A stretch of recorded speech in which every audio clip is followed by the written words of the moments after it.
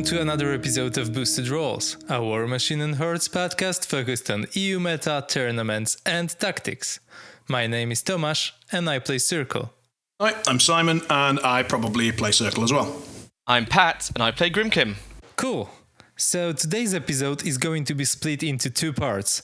In the first one, we are going to talk about the Irish Gauntlet and Patrick's struggle to victory. He will run us through his list, do some battle reports, and maybe share some thoughts about the new Steamroller packet and the meta. In the second part, we are going to talk about the Oblivion and the Theme Force remix.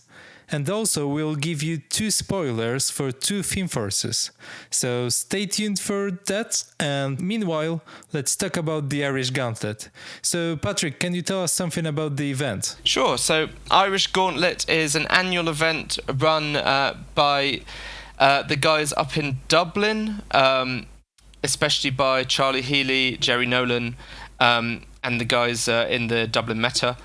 Really, really cool event. It's been going now for 3 years. I've been there every single time, and every time I've got closer to victory, and it was very satisfying to get there on my third try and win the event. So really pleased about that. Before I talk about the games and that kind of thing, I just want to say one of the things that makes Irish Gauntlet really special is the people, the venue, and the atmosphere. It's a very, very laid-back, friendly event. We play in Malahide Rugby Club in the north of Dublin, just near the airport. It's a beautiful location, rugby field on one side, and then rolling hill overlooking the estuary on the other. Glass walls on either side, so it's really bright, really light. Lots and lots of space, so everyone has individual tables with lots of room to walk around. A bar, fully catered, and then after the event is done, we transition into board games and that kind of thing. So it's a really cool, really fun event, and I would absolutely encourage people to give it a crack. If they are thinking about going to more European events, it's very different and really enjoyable. Kind of annoyed I didn't make it to that then.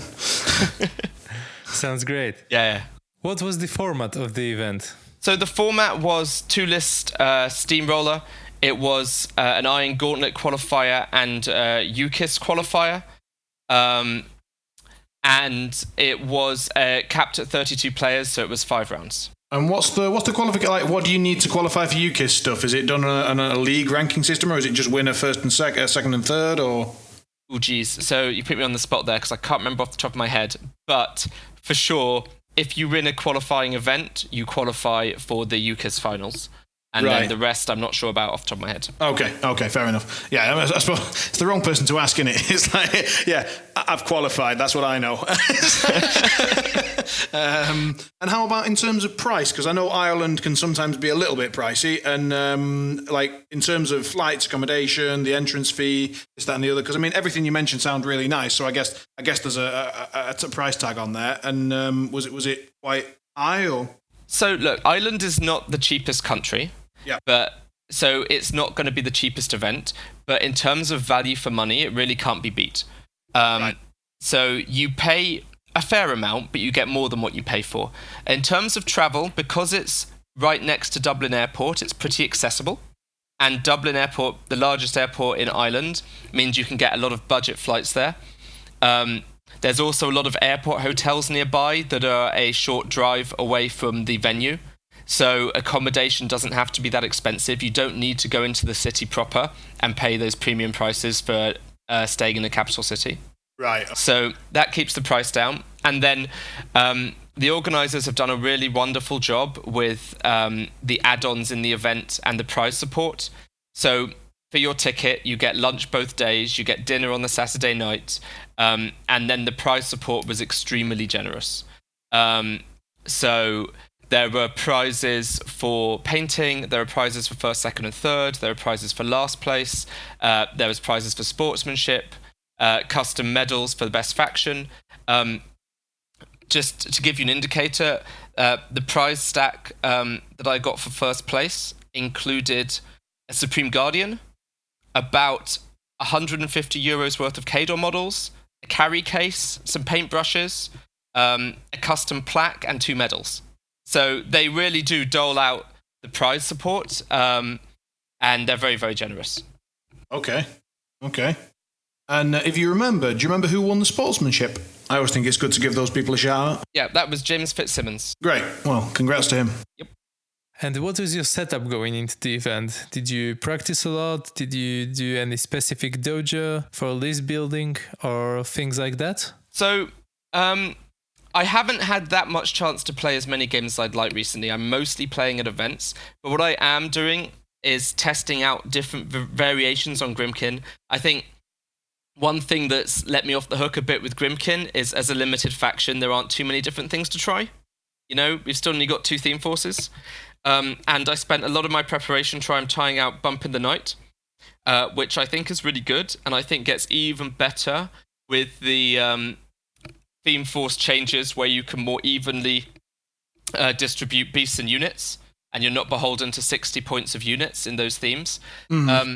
But for this event, I wanted to go what I was more comfortable with. I've always been a huge fan of Dark Menagerie lists. And this is my first event where we were using the new Steamroller scenarios. And I didn't want to be trying new lists and new scenarios at the same time. So I took lists that I'm happy with, but tweaked them slightly to be a little bit more flexible and fast to deal with the scenarios which are more spread out and more punishing for brick lists. Which means more clockatrice? Means more clockatrices and more lights. So my primary list was Dreamer, which is my favourite list, and I think one I'm quite well known for. But the build was very different to the kind of Dreamer list I played a year ago. It was 1 Cage Rager, 2 Skin and Moans, 2 Clockatrice, 2 Gorehounds, and a Rattler, plus Death Knell, and then the 4 free Gremlin Swarms and 2 free Crabbits. So the old Dreamer lists I used to play were like 3 Cage Ragers, 2 Skin and Moans, and they were pure bricks. But now this list has only got 3 of those 5 models and is running a more diverse package of lights and the clockatrices, and that makes the list faster and it makes it able to play away from the Death Knell, where my plan now is just to have those 3 traditional heavies around the Knell in the center, and everything else can go where it needs to be relevant on those scenarios. Have you tested simply dropping the Knell from that list and adding other elements, or does that simply not function? No, it definitely is good. You can really do it, and I think Grimkin are in a really cool place now, where with the changes they've got with clockatrices and with Bump of the Night models, that's really diversified what is good in their faction in terms of themes, but also in terms of casters. Basically, I think everything in Grimkin now is great, and you can play a solid game with any caster, and pretty much any caster can play in any theme. And Death Knells are definitely optional even in Dark Menagerie, whereas before I thought they were compulsory in Dark Menagerie. So you can do it. I do like having 1 Death Knell in my pair because I like the problem it presents in terms of armor skew, and I like the easy access to stopping healing. And so I like to have 1 list in my pair, have a Death Knell if I can, and Dreamer was the list that made better use of it than Old Witch, especially because Old Witch on a huge base often runs into problems tripping over her own Death Knell. Fair enough. And so you had both in Dark Menagerie, Old Witch and Dreamer. You've mentioned the Dreamer list. What was the Old Witch list? So the Old Witch list was Cage Rager, Skin and Moans, 4 Clockatrices, a Frightmare, a Rattler, Baron Tonguelick, the Lord of Warts, and the 2 free Crabbits, and 3 Gremlin Swarms. God bless him. And his warts. Licky tongue. What a great guy. Yeah. So this list is faster than Dreamer, both because Old Witch has got Boundless Charge and because it's running more Clockatrices. It's got actually decent range presence, so it can play a more standoffish game because you've got the 4 sprays, the Frightmare, and Witch herself, who has Curse of Shadows. She's got Scourge, and it's good against guns because it's got Windstorm. What it's not so good at is it's much more fragile, both because it doesn't have a Death Knell, but also it doesn't have the Dreamer's protection from her spell list, and it doesn't have Arcana, which help you a lot against melee threats. So you might be into a bit of trouble with someone with sprays, for example. Yeah, precisely. So the Dreamer list is more traditional and better at dealing with melee and being resilient, and the Witch list is faster, more flexible. And The Frightmare in particular helps quite a lot against Tharn, and this was my preferred choice into Circle, which I was expecting to see quite a lot of at the top tables. All right. How many games did you drop each? I dropped the Dreamer 3 times and the Old Witch twice. All right, good spread. So why is Rattler in both lists? It's partly the points jigsaw, just because it's very hard to get your 3 points exactly where you need them, and you have to do some weird things with beasts.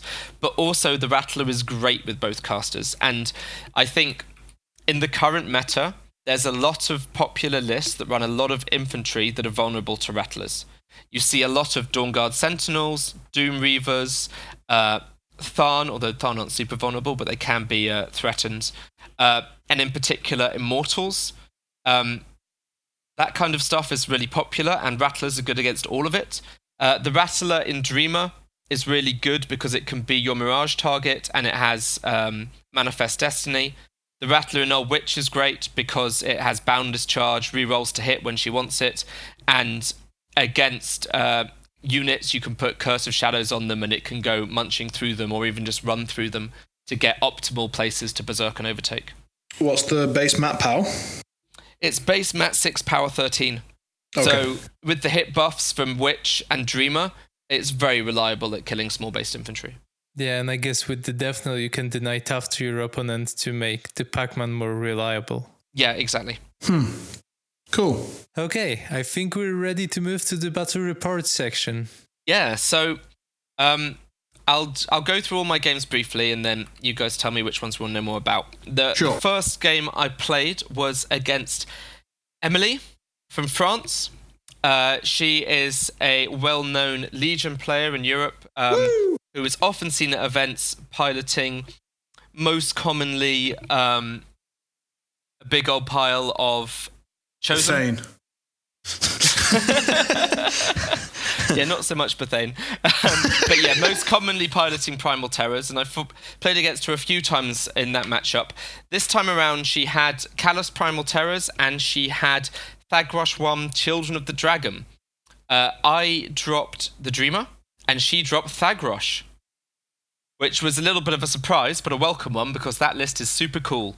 That's the Thagrosh list. The notable thing about it is it gets to use all the cool characters. It has Zuriel, Azrael, and Typhon.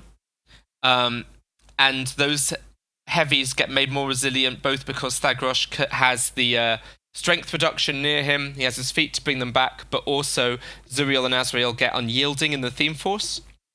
So you basically get 3 really cool character beasts, and then some random theme force nonsense to back them up. Yeah, you get some Hex Hunters and that as well, I guess. Yeah, in this case, she had Hex Hunters and a unit of the cavalry. The Raptors. Escape me? Yeah, Nis Raptors, plus solos and that kind of thing. Yeah, and 1 unit of Incubi? No, there are no Incubi in this list. None at all. And I think it's not that scary to drop that list into Grimkins because you cannot reliably RFP all the heavies, right? I think it's absolutely terrifying to drop that list into a Grimkin because you don't have a fee. Yeah, so the big problem is I can reliably RFP the heavies because Dreamer has hat trick. So it doesn't matter what kills the heavies, I can just turn them into pumpkins or pinatas. Yeah. Everybody has this dream where they're like, wait, they don't have corpses. Yeah, poof, you're a pumpkin. Yeah, so I think against any other Grimkin caster, it would be fine to say, okay, I might lose some of my heavies to RFP, but probably 1 won't, and I can bring them back. But against Dreamer in particular, that doesn't work so well. To be honest, I actually chatted with Emily about this game because I asked, like, Thagrosh? And she just said, I've played Callous 1 into Dreamer several times. It's not great. I wanted to try the other option. I thought, right, fair enough. Yeah. Yeah, I think that pair is pretty weak to Grimkin. Yeah. The scenario we were playing on was Invasion, which is one of the slowest scenarios, and that was probably another reason why she edged away from Callous. Yeah.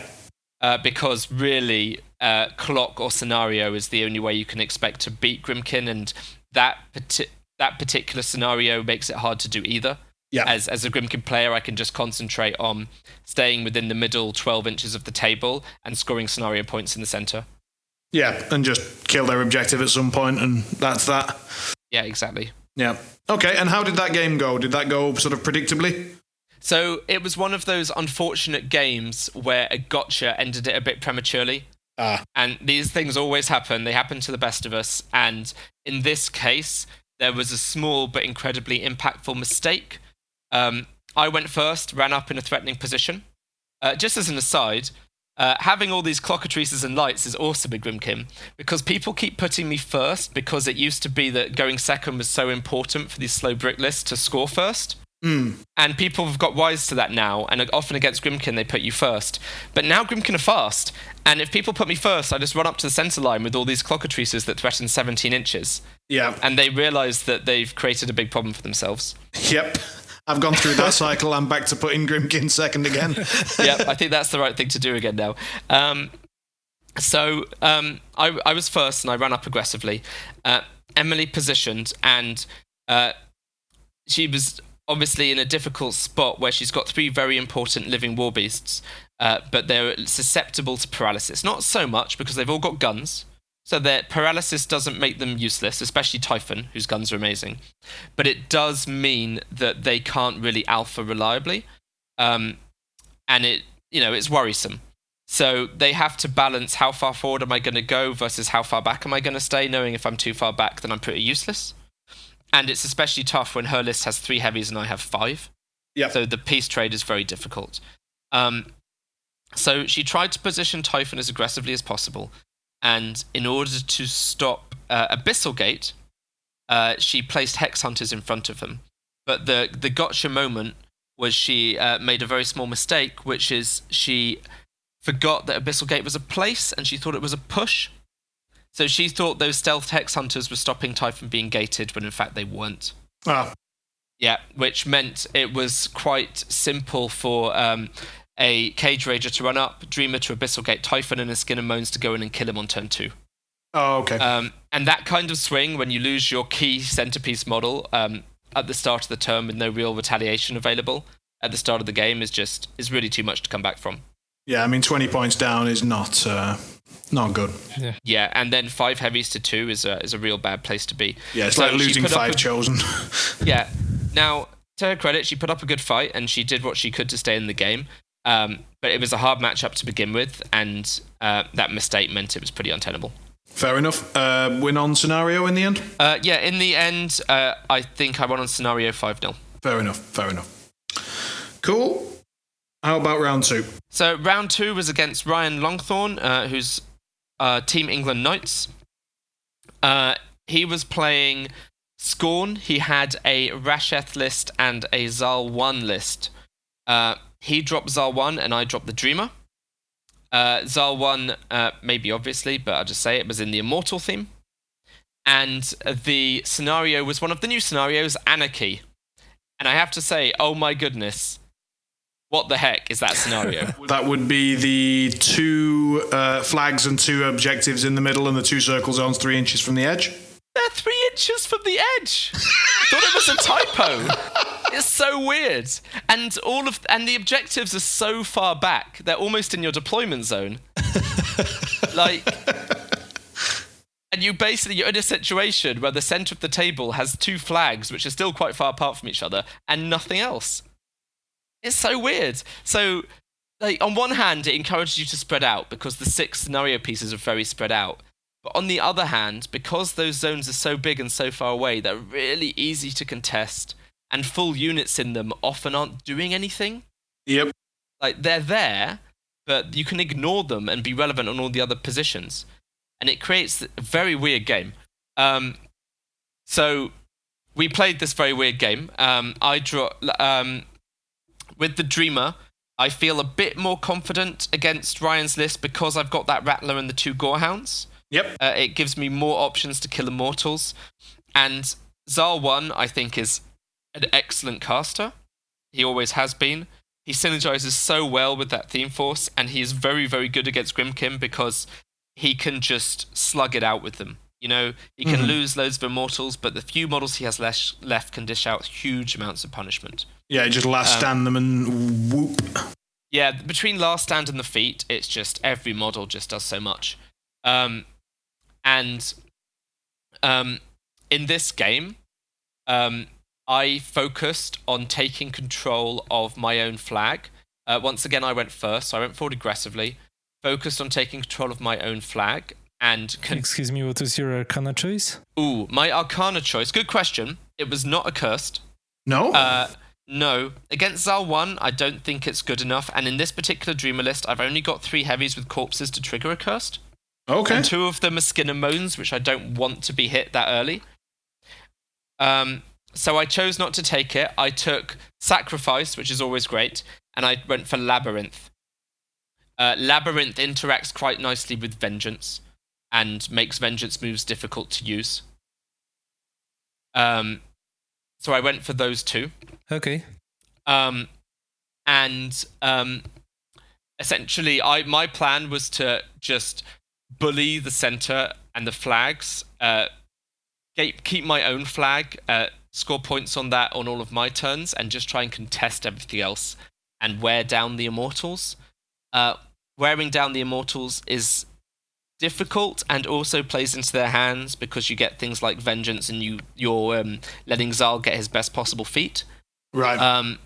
But one thing that I have going for me is my beasts dish out a huge amount of damage if they're in threat range. So if Ryan sends in a lot of Immortals to capitalize on any of that stuff, I can also kill whatever he sends in. Mm-hmm.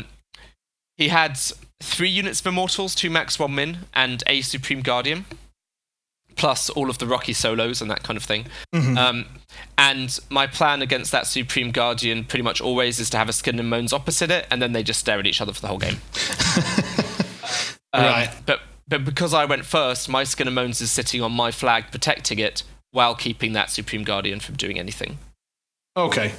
So my model is game relevant while also neutralizing his. And did Kovas get to do any fun things, or? Yeah, so basically the swing of the game was he had too much in the left-hand circular zone that was not really achieving very much because it didn't want to commit to kill the contesting models.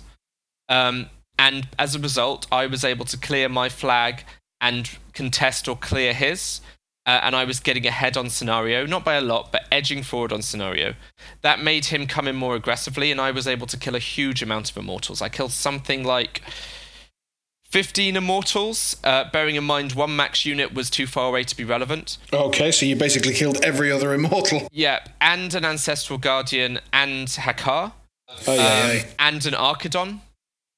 So I neutralized most of his list, but I made one big mistake, which is... so one of the mini-games you play in this matchup is whenever possible, I turn Stone Guys into Mice or Pumpkins to RFP them, because that denies souls and it denies Zal's feet. And very importantly, if you do it on Ancestral Guardians, then it stops them from being turned into Kovas. Oh, okay. Really, really strong and very important. So I'm constantly playing this minigame. If you imagine a Clockatrice goes in to 5 Immortals, kills 1 on the charge, it becomes a mouse facing away from the Clockatrice. The next attack hits the mouse, kills it. The next attack kills an Immortal. The next attack buys on a mouse, kills it. The next attack kills an Immortal. So you do that kind of thing when you can, right? But it costs you a lot in Fury and isn't always reliable. So I can maybe RFP 5 of the 15 Immortals, but I'm never going to RFP them all. Right. The important thing to do is to RFP the Guardians and Hakar, because then he can't get the Kovas. But I screwed up and didn't give myself an opportunity to kill my own Pumpkin before going in on Hakar.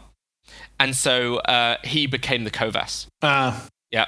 Another cool thing by the way, about this matchup with Clockatrices is Clockatrices make it really, really a lot easier to scalp all the important models in the theme, and in particular, the little novitiates, or whatever they're called. Extoller novitiates. That run around giving tough. In order for their tough bubble to work on Immortals, they need to be quite far forwards, and it's very easy for Clockatrices to handle their charge into the Immortals to get their assault shot to clip the novitiates, and they're very reliable at killing them. So Clockatrices are great at with their assault shot, they can scalpel out the novitiate, kill that first, which then removes the tough, and then all their melee attacks going on the Immortals without the benefit of tough. Nice. Yeah. Nice. So those kind of things let me kill a lot of stuff, and I was feeling great. I'd basically killed about half his army. I was up on scenario, and I was like, this is good. And then Hakkar became a spooky ghost guy, and I was like, oh no, this is a disaster. Because then it was his feat turn, and the first thing he did, he put Last Stand on the Kovas. The Kovas is incorporeal. He flew past the cockatrice that had killed Hakkar and straight into my Death Knell and Gorehound, killing them both. Thanks to Thresher and Last Stand. And even a cheeky killing blow on the Gorehound to get the last soul he needed to buy to kill the Death Knell. And basically that small mistake of not RFPing cost me 19 points of models and almost the game. Because then the armor buff dropped and all of the surviving models within threat range charged into my heavies, with the benefit of Zal's feat to get boosted attack and damage rolls where they needed it. And I lost a huge amount of models. And that basically put it so I was slightly behind on attrition, rather than being massively ahead. Wow. But I was still slightly ahead on scenario. And the scenario was so wide and spread out, and I'd run so hard on one side, that the few models I had left, which was like 2 war beasts, were able to kill everything relevant. So the Skin and Moans was able to kill the Supreme Guardian, which had committed on feat turn to kill a Clockatrice. And the surviving Clockatrice was able to clear off the few remaining Immortals on the right-hand side. And it basically became a game where I was down on attrition, but holding my own and just maintaining my scenario advantage. And we went all the way to, I think, turn 7. And in the end, I won on control points 8-6. Ooh. Okay. So it was a very tight game and very good. I mean, I always think of Ryan as like the Zal 1 specialist because he's the only person that I know that plays him and plays him a lot. And he does, he makes him sound very, very scary when we sit down and have a chat. And he's like, he's horrifying. He's like, absolutely, yeah, but what do you do about this? And I'm like, holy crap, I think I just shit myself. What? And he's like, so what do you do when Kovas comes in with Last Stand? I'm like, die miserably. Yeah. Pretty much everything in the game dies with Kovas Last Stand on feet. His damage output is off the charts. Yeah. Fair enough. And did he run out of solos to score his flag? Yeah, I was able, because I was playing around the center, I was able to clear his flag a couple of times or contest it with cockatrices. The constant stream of solos meant that I was more relevant on scenario than maybe I should have been with the amount of attrition I was losing, which is one of Dreamer's specialties, of course. Yeah, no one contests like Dreamer. Yep. Yeah. All right, cool. And I'm presuming that this was 3 rounds on the first day, 2 rounds on the second? You presume correct. All right. So the third round was against Adam Williams, previously of Welsh WTC, and he was playing Retribution. His pair was Gareth 2 and Assyria, I believe. I think so, yeah. Yeah, and he dropped Assyria into me. In which theme force, do you remember? He was playing in the Dawn Guard theme force. He had 2 Tridents. He had Imperatus. He had a max unit of Sentinels. And one of the old Mega Mittens guys that gives Force Wall. And then a few other bits and pieces. A couple of Arc Nodes, of course, 2 Chimeras. And I presume Iris 1. Yes, Iris 1 was there being mischievous. Yep. So which scenario? He had a pretty balanced list. It was Recon 2. Okay. And the key point about this scenario as well, it's already a scenario that's quite split between 2 halves, but we had an enormous building in the center of our table. Which further divided it into a game where we had like a left-hand side and a right-hand side. Was it 2D or am I going to get upset? It was a big old 3D building. God damn it. Yeah, I constantly had to remind myself that Iris was right behind it. I forget who went first in this game. I think it was me. I went first and ran up pretty aggressively, which made his life...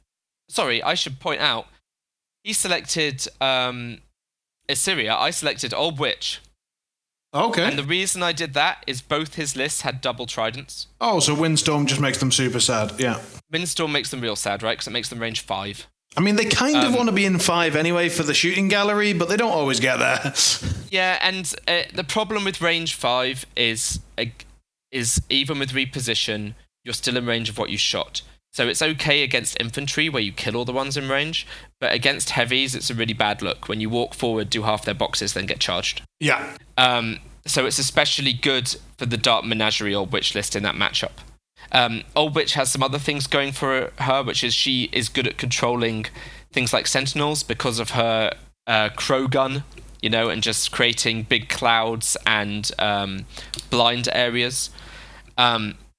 And she's quite good against Imperatus because she's got Scourge and Curse of Shadows.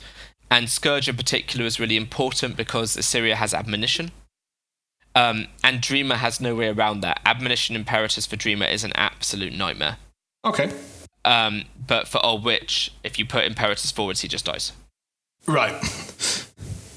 So that was all. That was why I chose that list. I went first, ran up really aggressively, putting 2 Clockatrices behind the house. Obviously, they have flight, so that's a pretty great place to be. Gives them a lot of options. Adam moved up as far as he could, being wary of the potential charges and sprays. And I feel like maybe he went first. Anyway, not super important. The important thing is the game really revolved around the house, where Imperatus was sitting on his side of the house, projecting a terrifying 15-inch charge threat, thanks to Crusader's Call and the 2-inch movement from the Tridents. And I was using the house to block angles and position so that I could go as far forward as possible on the flanks while evading Imperatus in the center and simultaneously trying to threaten him with flying Clockatrices. What it really came down to was because I was in a position where it was easier for me to score every turn. The house was blocking my flag more than it was blocking his. Okay. And he didn't have a lot of options for killing gremlin swarms. Right. So he was kind of forced into a position where he was aggressive first. He did that by shooting up a Clockatrice with a Trident, but it was saved from severe damage with Stutter because the Stutter moved out of one of the arcs, so it had fewer shots on it. Mm-hmm. Imperatus went up as far forward as he could to be safe, but with Boundless Charge and Clockatrices, I threat a very long way. And I was able to feat and attack aggressively. On my right-hand side, the Trident that had done half damage to a Clockatrice was killed by 2 Clockatrices charging it. Yep. Which is pretty likely, especially considering they have chain weapons and the Trident has a shield. So it's quite vulnerable to them in particular. I committed a Cage Rager and a Clockatrice to Imperatus, but they rolled like garbage, and they forced it to trigger his Phoenix protocol, but no more. Mm-hmm. So we had a living Imperatus in the middle of the table, and then another Clockatrice, the Rattler, the Frightmare, and Witch herself did as much damage as they could to mitigate Sentinels, and were able to tear up about half the Sentinels, place a big cloud to block others, while the Skin and Moans killed one Chimera. So when the dust had settled, I killed a Chimera, a Trident, half the Sentinels, and crippled Imperatus, which sums up to killing about half his army. And what was the other Trident, positioned to kill back? So if you imagine the recon zones, we had one Trident in each zone. Yep. So I cleared my zone, which of the Trident. So I had, on my right-hand side, I had 2 Clockatrices and a Skin and Moans in that zone, and a Gremlin scoring it. And in the center and the left, I had Beasts Everywhere who'd just done a bunch of damage, and he had a Trident, half unit of Sentinels, a Chimera, and Imperatus. Gotcha. Okay. He counterfeated and killed everything in the center and the left. Just everything. Right. 2 Clockatrices, I think the Cage Rager, and... No, he left the Cage Rager on about 2 boxes and left the Rattler on about 2 boxes. And from there, in terms of attrition, it was looking really, really even. The problem was he wasn't able to get anything into my right-hand zone. or to contest my flag. He didn't even manage to contest the zone. I'm sorry, he did contest the zone with the list healer, but he couldn't get to the flag. So it's one of those situations where on my turn, I've scored 2 points. On his turn, he scores 1 and contests, and he's already 1 point down. In my turn, it's very easy to score 2 more points and start to clear the center. And and all I have to do is kill the objective, kill a few models that are able to get to the zone, and it basically becomes an unwinnable scenario game for him. Okay. So attrition was pretty fair and pretty even, but the building meant that it was very hard for him to get back in scenario once he fell behind, and I just went on to win there. Okay. Oh, so it sounded like, it had potential and then sort of spiraled a little bit. Yeah, I mean, I think one of the things that list really has going for it is 15-inch threat in Paratus with a serious feat is so incredibly scary. Yeah, even if you'd been playing Dreamer, like a death knell's not going to change the fact that something's going to die, right? It's exactly. And, with those, and maybe even more than one thing, potentially, right? I mean, Paratus is pretty good at dealing with clockatrices because of sidestep. Yeah. It's not perfect, but it means that they're much less reliably going to escape from him. So he can go in, and if I'm not protected by a death knell, he can maybe even kill a couple of heavies with a little bit of help from the odd sentinel to mop them up. Yeah, just get the finishing strikes. All right, cool. Yep. So then we move into day 2. You're 3-0 up, and your first opponent. Who are the semi-finals at this point? Yeah, so the 4 remaining undefeateds, we've got Andy Gerard from Team England, Cathal Matt Ramon from Ireland, and Anthony O'Reilly, also from Ireland. Nice. So 2 Englishmen, 2 Irishmen. Lovely. Very cool. Andy's playing Crucible Guard. I've got my Grimkin. Both Cathal and Anto have Circle. Mm-hmm. And they were discussing the night before how Anto in particular felt like he had a very bad Grimkin list. They were hoping that Cathal would be paired with me and knock me out. Anto would get to play against Crucible Guard, which he thought was his best matchup. Knock Andy out, and then they could have an Irish final. Just out of interest, what was the bad Grimkin drop from Circle, in his opinion? He had Kruger 2, and he had Chromac 1. Right. Spicy. I definitely think Kruger 2 is a lot worse into Grimkin now that clockatrices are a thing. Yeah. And now that there's an objective that stops Gallows and TK. I actually forget which theme he was playing in. I think it was in Devourer's Host with the Storm Raptor. Yeah. It probably was in Devourers. And what was the Chromax 1 theme force? He was playing a bunch of Stalkers, and I don't know which theme force he was in. Oh, probably Call of the Wild. Maybe. It might have also been Thun. I didn't look too closely at his list. I didn't get to see him play, and I didn't play against him, so I wasn't sure exactly how they were configured. All right. Okay. Still interesting. I mean, I like Kruger 2 with Devourer's Host. I was playing around with that as well, but I don't know how Chromac figures. I've not played against him at all. Yeah, I think he was teching for very specific things, and Grimkin he wasn't too worried about, or just wasn't on his mind when he was building his lists. In what world are you teching for specific things? You know Pat Dunford is coming to the tournament, and you don't think, I wonder what my Grimkin drop's going to be. Like, I mean, with respect, that seems like a lack of planning. I'm not... Well, as it happened, it somewhat worked out for him in the sense that he wasn't paired against me, but it didn't work out how they wanted either, because it ended up being me and Andy playing in one half of the bracket and him and Cathal, Anto and Cathal playing in the other. Oh. So it was an English semi-finals and an Irish semi-finals. Cool. All right. So tell us about the English semi-finals. Andy G, what was his pair? He was playing Sylvester in Magnum Opus and Locke in Prima Materia. Mm-hmm. Was he playing Sylvester? Was he playing Baldwin? He was playing Baldwin and Locke. I don't remember his off list because I played against Locke. And he was playing a very cool Locke list that did not run a Vulcan. It ran more heavies. So it had 2 Tauros. It had a Vindicator. It had a suppressor on Prospero. And it had a Railless Interceptor battle engine. Plus a Liberator and a bunch of support. All right. I was umming and ahhing a bit about which list to drop, but I was expecting to see Locke, because Locke just seems so much better into Grimkin than Baldwin, and I have a Windstorm caster, which is a further disincentive to drop a gunline. So I opted for Dreamer, who I think is better into Locke. I think Locke has a lot of game into Grimkin. Precision Strike is really good against Clockatrices, and she gives it to her whole battle group. Mm-hmm. Her feat is awesome against beast-heavy lists, and I was playing Dark Menagerie as my pair, so he was always going to have quite an impactful feat against me. But I think Arcana helped me a lot to offset some of this. I did not pick Sacrifice because the other important thing he had in her list, which I forgot about, was two of the Light Warjacks.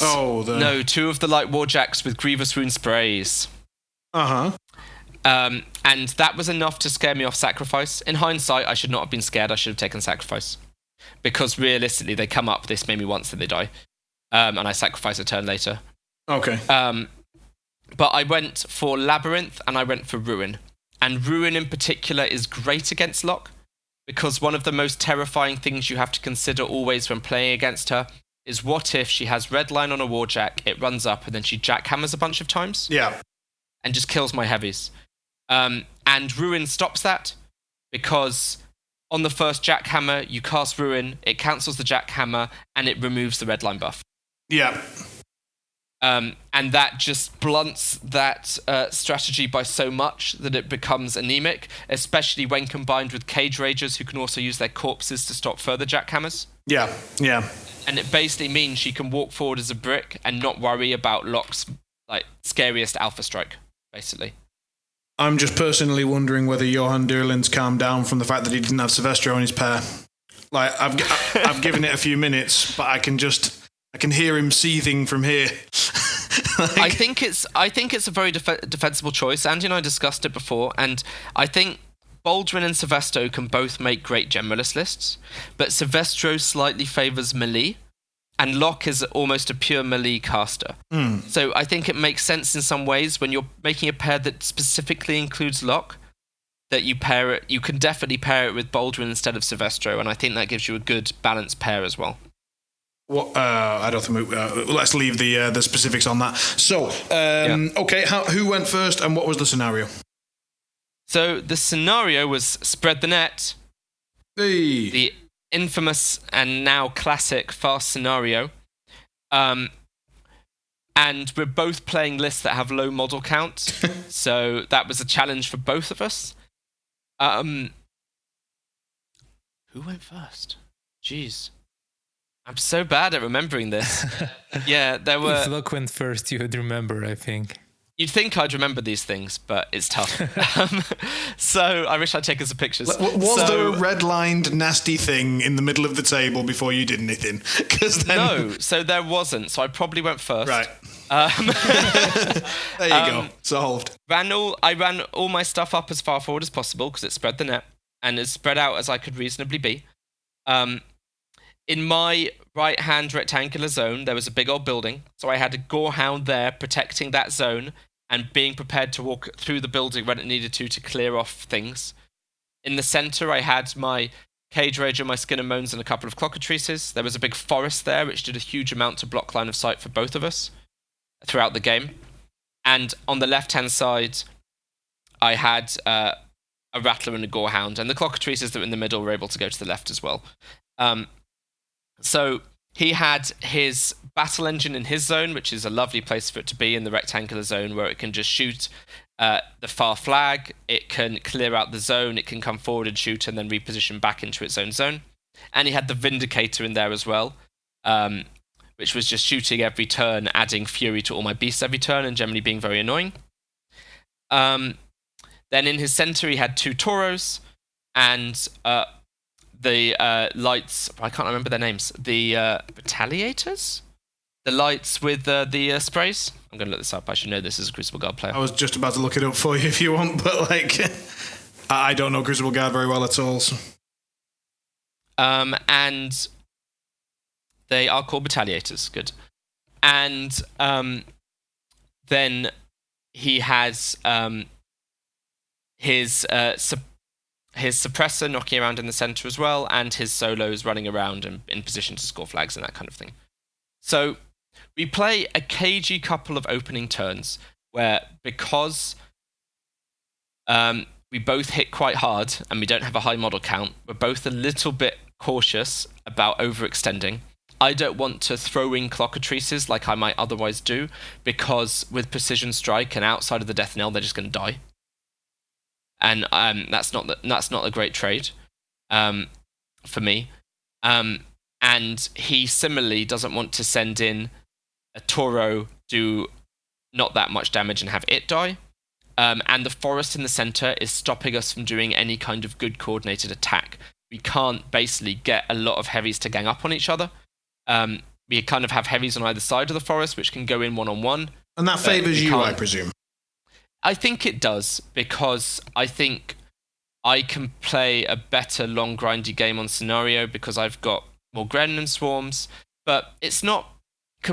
he has got game as well, because while we're doing nothing, his Battle Engine and his Vindicator are doing damage. Right, okay. And, they're doing significant damage, especially to my lights, which are the things that are keeping me scenario relevant.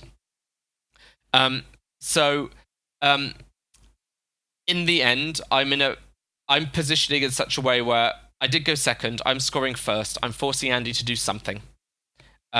Because we can't just keep scoring 2 points each, and I've started and I'm going to end.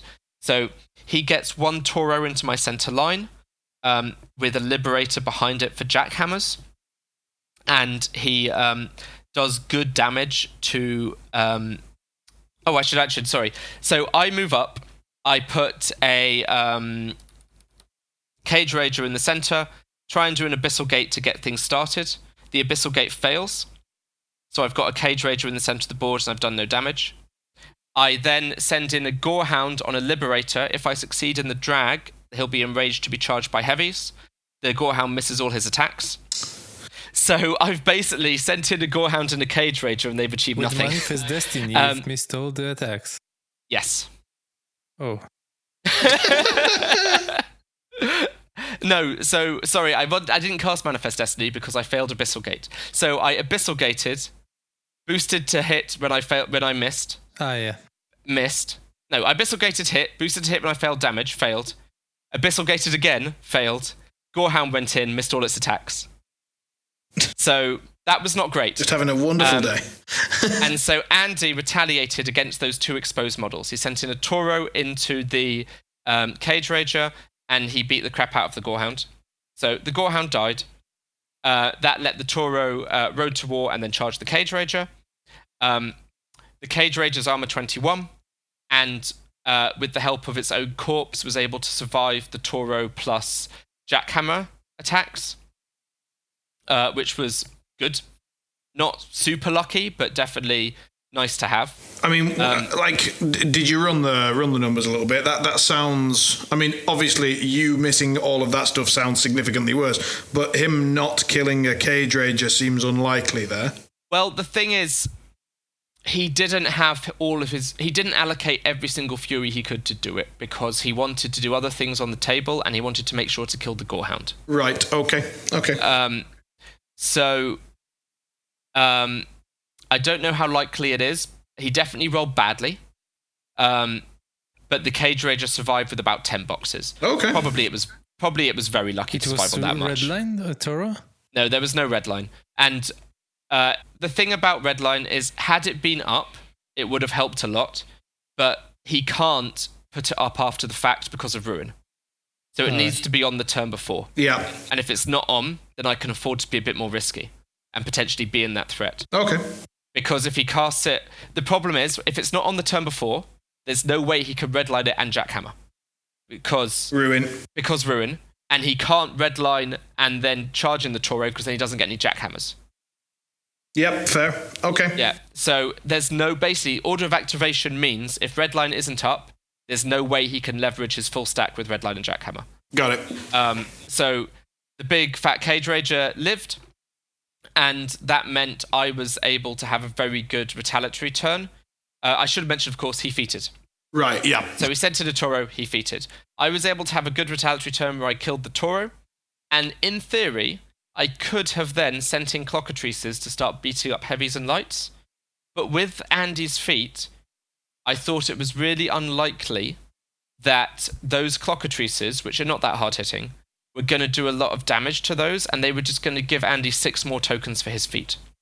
So his initial feat tokens went on the Toro to help it survive, and it took the Skin and Moans and the Cage Rager to kill it. Wow. Okay. In part because the Cage Rager had been crippled by the Toro and sprayed by a light, so it couldn't be healed. So I only had the clockatrices left, and after they'd finished activating, there was just 2 feat tokens out, one on the Toro, one on the Liberator. So I decided, all right, I'm not going to make any more attacks. I'm just going to score my zones. I'm going to contest his. The feat is something of a soft time walk, but I've killed a heavy. But at least I then don't have to deal with these massively buffed jacks, which get armor and defense for several turns, and get magic weapons, which is really important for dealing with the gremlins. Did he seem surprised by that, or was that something he'd sort of seen before and maybe was expecting? I think he was a little bit surprised, but it wasn't clear what my best move was that turn. Okay. And I think he was like, oh yeah, I think he understood why I did it, and he agreed that made sense, but he was also quite happy that his feat had saved so many of his models. Yeah, he'd effectively turned it, as you say, into a time walk, yeah. All right. Yeah. But what I was able to do instead, of course, is because I wasn't committing, I was still able to be quite standoffish. And so his turn wasn't super effective either. He wasn't really able to deal much damage to heavies. And after that, I was able to go much more aggressively and start positively trading. We slugged it out a lot, and we did a lot of exchanges where clockatrices would go in, do lots of damage, then get killed by precision striking Toros. They would then get killed by Skin and Moans. And we did that kind of peace trade. What got his battle engine? The battle engine was taken down by one of the 2 Skin and Moans. Okay.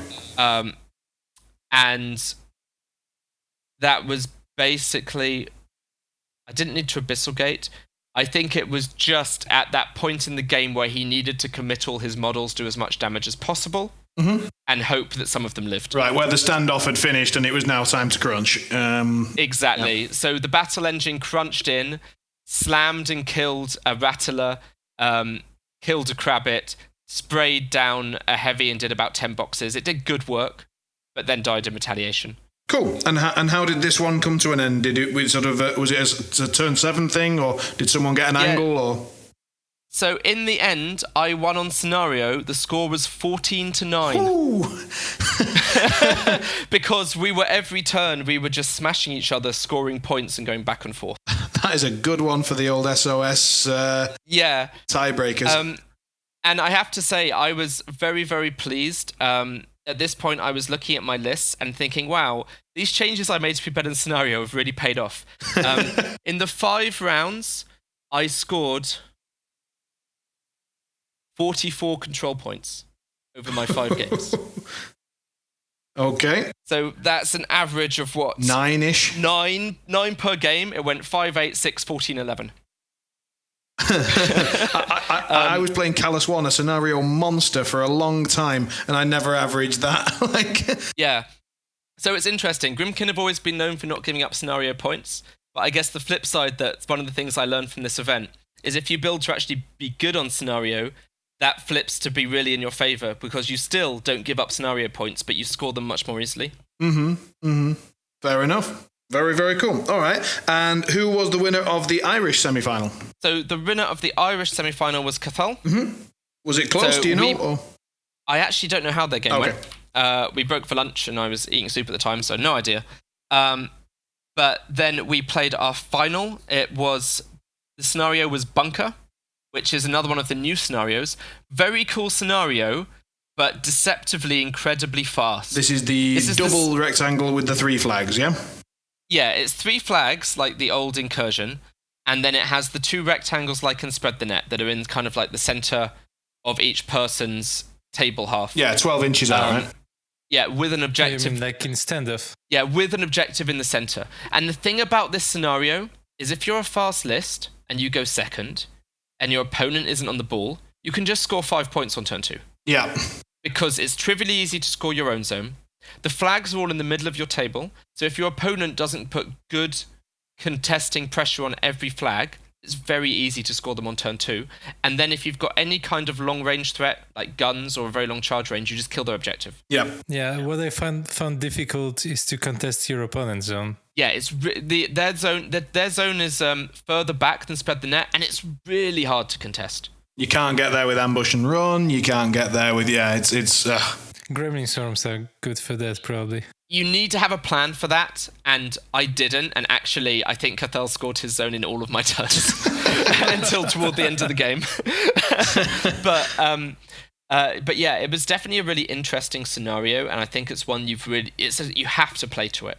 Those flags in particular, you just have to fight on them. You can't give them up. It's too many points. One thing that's also interesting, though, is because they're all flags, they all demand solos to be on them. And those flags are so central that they're really vulnerable. And if you go for lots of points early and don't win, you can just lose all your solos and then be unable to score any points for the rest of the game. And they can just kind of ignore you after that. They're just like, well, he can't score them, so...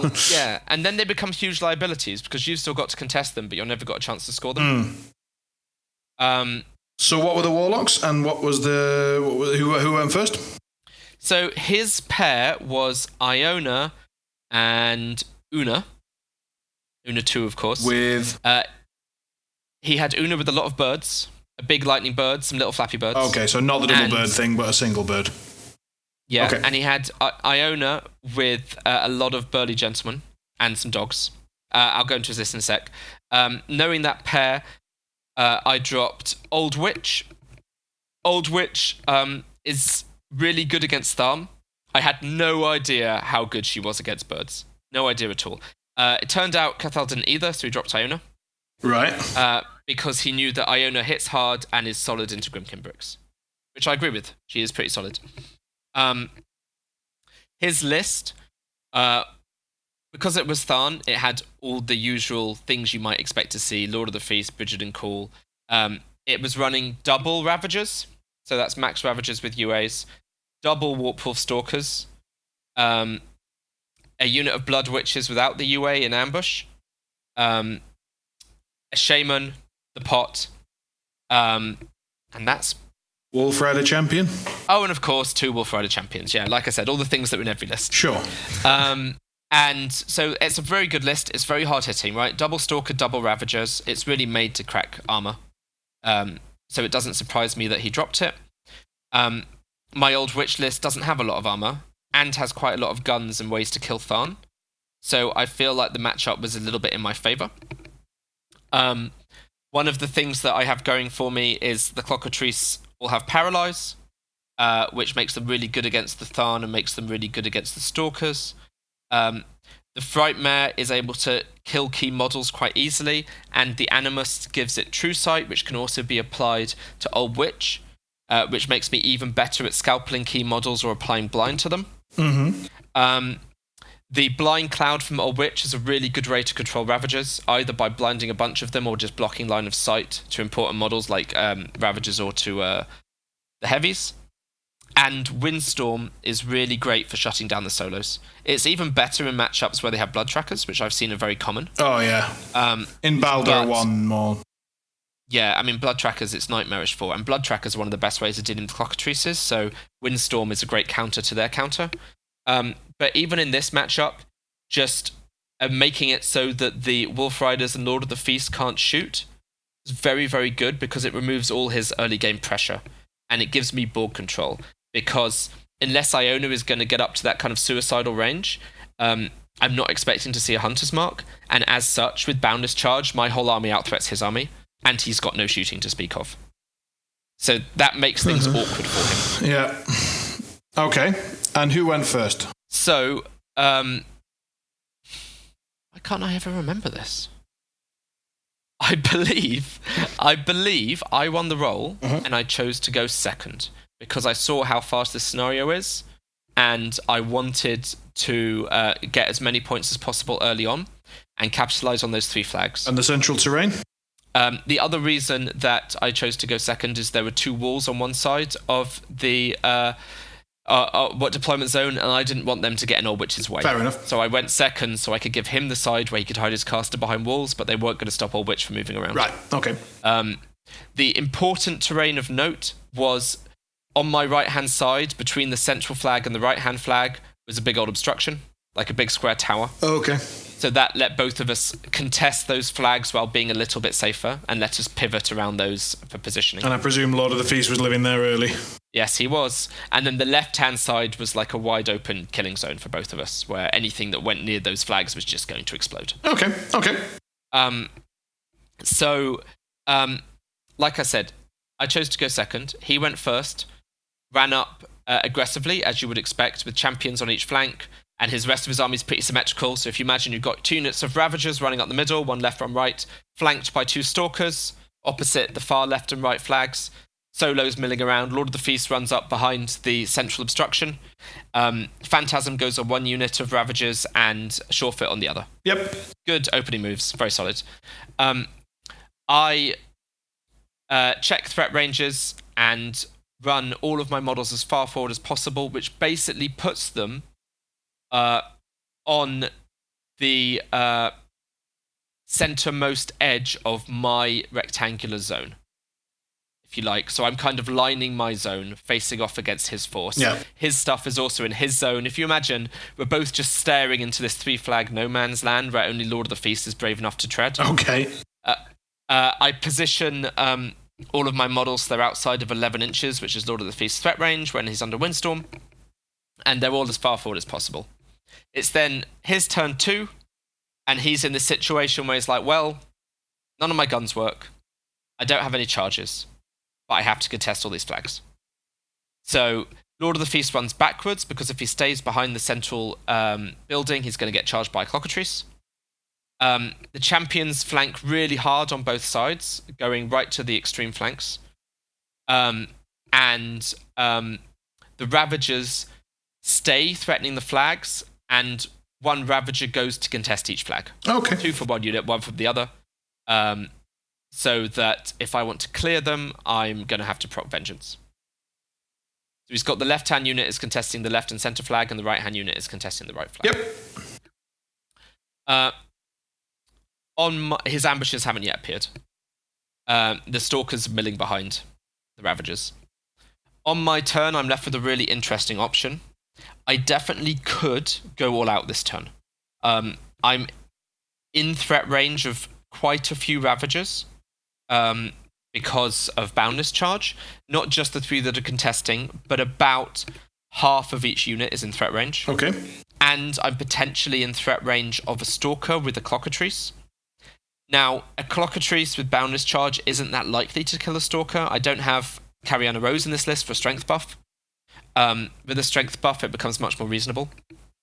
And killing Ravagers is not super reliable because they have tough, they've got no knockdown.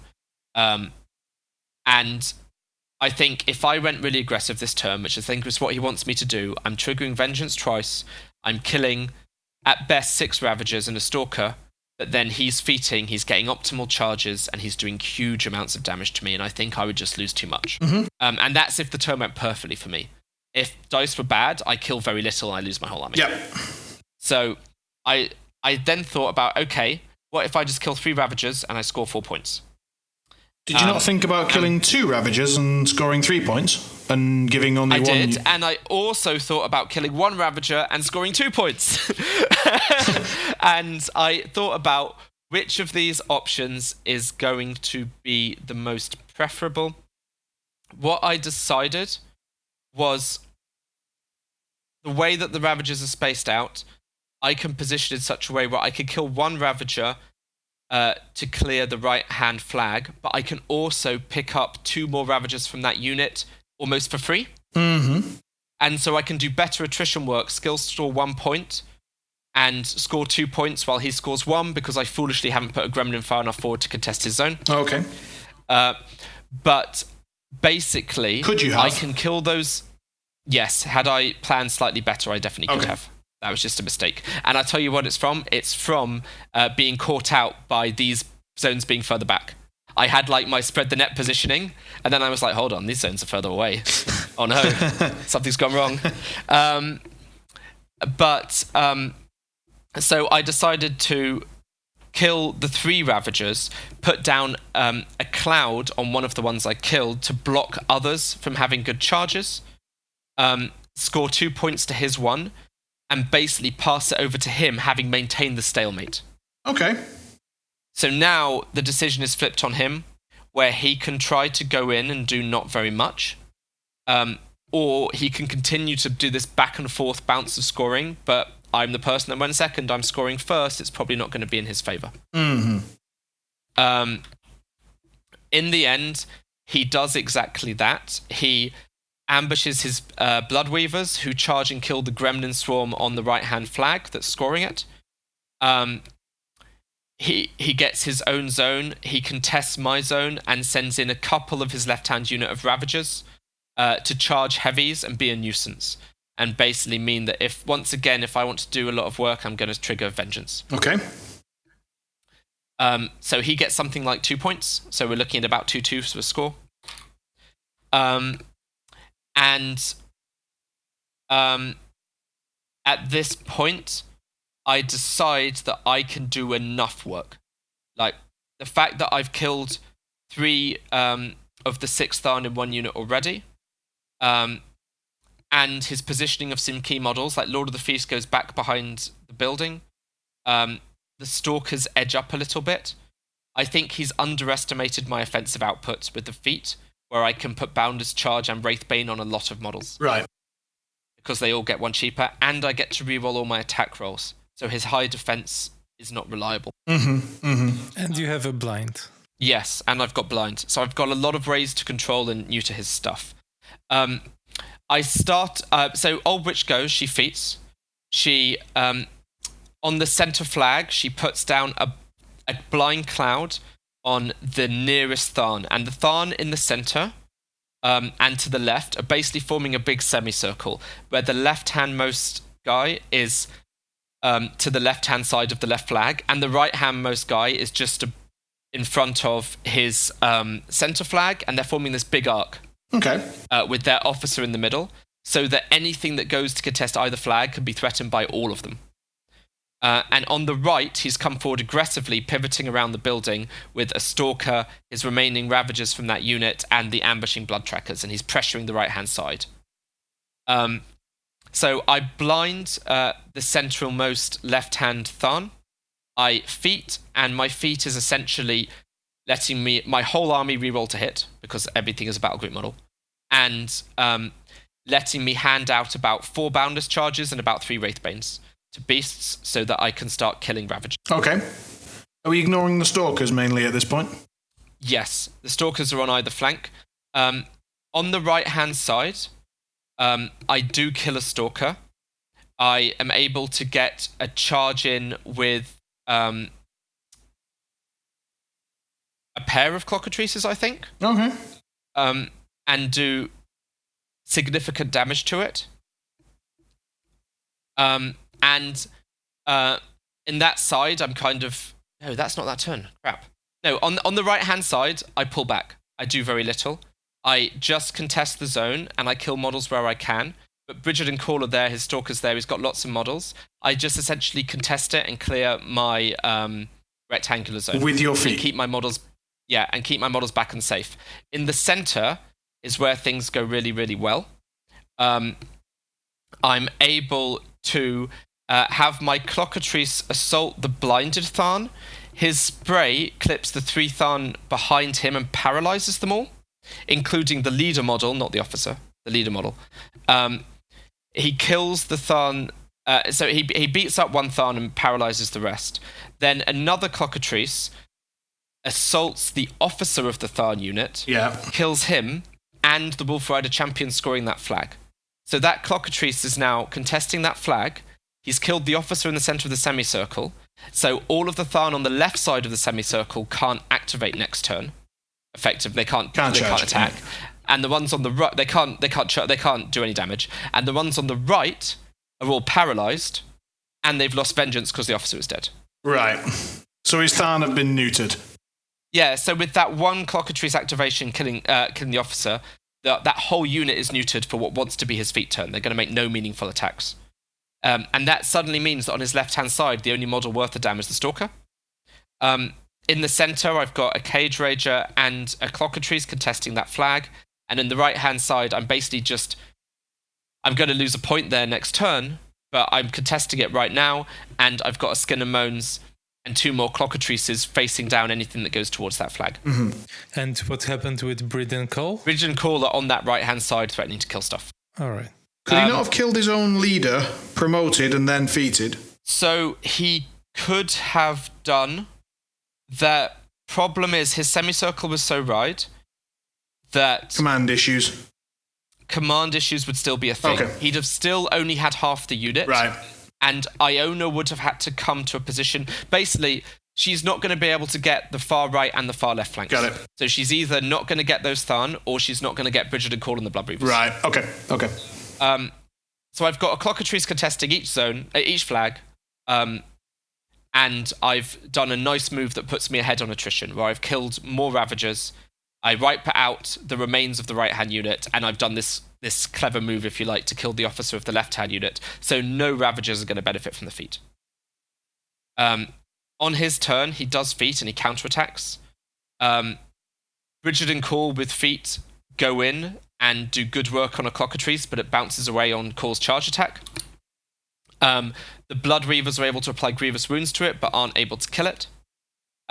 The Skin and Moans goes in on... the right-hand Stalker goes in on another Clockatrice, which bounces away. And the left-hand Stalker goes in on the left-hand Clockatrice on the flag, which bounces away. And Stalkers they're awful against Clockatrices, right? They're only mat 6, and they're just going to lose this fight where Clockatrice debuffs their defense and will bounce away so reliably against the Stalker that it's never really going to kill it one-on-one. Mm-hmm. Meanwhile, all the Tharn are doing nothing. And so I don't lose a significant amount on his feat turn. From there, I'm able to retaliate in a pretty big way. I do lose a Cage Rager, I believe. From there, I'm able to retaliate in a big way. The Skin and Moans is able to go in on the right-hand side and kill Stalker. The Clockatrice goes in and kills Call, and Aldrich blinds Bridget and a bunch of the Blood Reavers. On the left-hand side, the Clockatrice battles with the Stalker, but doesn't kill it. And I clear the central flag, contest his zone, clear my zone, and start scoring more points. That's starting to sound dreadful for him. Yeah, it's not great. He is able to do some... One thing I should say that's worth note is in that turn, I had a really interesting decision at the start of my turn, which is, do I just go for Iona? Iona is sitting with 2 camp under her feet, behind the building. I can get a Cage Rager on her, but hitting is not good. I might be able to get a Clockatrice on her, but if I miss the spray, it's a disaster. Yeah. And I decide that my attrition can be good enough that I don't need to. Fair enough. The attrition did play out really well. But in his next turn, his Ravagers are kind of back online. Mm-hmm. And they help him to do a lot more work against my beasts, which are having now a hard time killing them for whatever reason, mainly due to tough rolls, healing, that kind of thing. Mm-hmm. So I'm winning the attrition, I think, slightly in all areas, but not enough to routinely clear flags and score, and we start to grind. This is a really cool game that goes all the way to turn 7, so I'm not going to do a turn by turn for every turn. But it's a game where we got to play the full game. We both finished turn 7. We both had about 2 minutes left on each of our clocks. So it was fast, but it wasn't like fudging dice rolls, falling over, doing the wrong move because you've got no time. Right, okay. And it comes down to, with the attrition advantage I had and being able to neutralize his feat, I get preferential trades. I'm able to finish off more of his beasts. I'm able to wear down Tharn. And in the end, I've got 2 heavies left. He's got, and a couple of support models. He's got Iona, the Crockpot, and the Tharn Shaman. So nothing. Basically nothing. So essentially we fight right to the end. I think he scores something like 80 army points and I get something like 100 odd. I get 11 control points, and actually that 11th point wins me the game on scenario at the end of turn 7, as he has 6. Oh, okay. Wow. Good for a finals, yeah. Yeah, very, very cool game. That is nice. That is nice. And what was the atmosphere in the finals? Was like lots of people watching, or? Yeah, actually, there were quite a few. We had a lot of people crowded around. We were both having a lot of fun, cracking jokes, and enjoying ourselves. It was really, really nice. Oh, excellent. Excellent. Well, congratulations again. I mean, I know taking down Iona in a finals is generally not easy to do, so that's cool. Cool. And to do it with Old Witch as well, that's unusual, I would say. Yeah.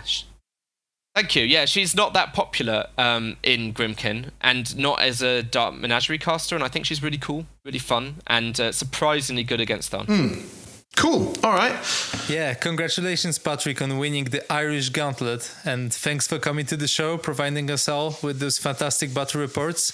And on that note, I would like to cut the first part of the episode and invite everyone to listen to the second part, which should be releasing shortly after this one, where we are going to talk about Oblivion, Theme Force Remix, and give you guys spoilers for 2 Theme Forces. So stay tuned and bye.